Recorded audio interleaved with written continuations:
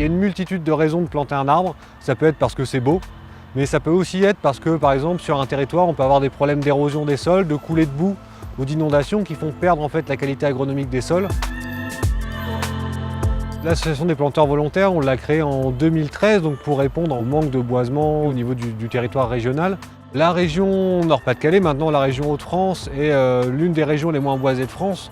On a une couverture boisée qui est d'à peu près une dizaine de pourcents, pour une moyenne nationale d'environ 30%. On est vraiment un territoire de grande culture, d'agro-industrie. Le passé minier et industriel n'a pas non plus aidé la cause de l'arbre.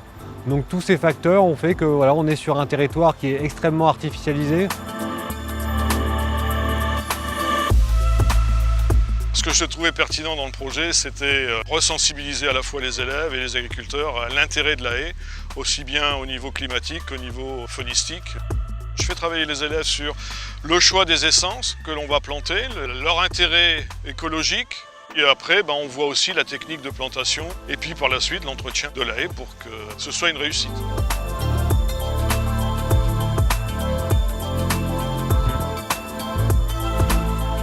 On travaille à la fois avec du public scolaire, mais aussi des détenus, des mineurs sous main de justice, des centres sociaux, du grand public, des salariés d'entreprise. Voilà, l'idée, c'est d'essayer d'assembler un maximum d'acteurs du territoire autour d'un projet d'intérêt général. Faire des chantiers participatifs, ça peut permettre à un agriculteur de recréer du lien avec son territoire, avec les habitants, expliquer ce qu'il essaye de faire pour améliorer sa façon de faire.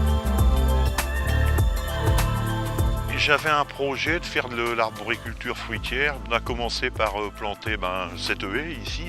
C'est une trentaine d'élèves du lycée de Douai qui sont venus, encadrés par les planteurs volontaires, pour planter les 4 variétés d'arbres qui sont plantés ici.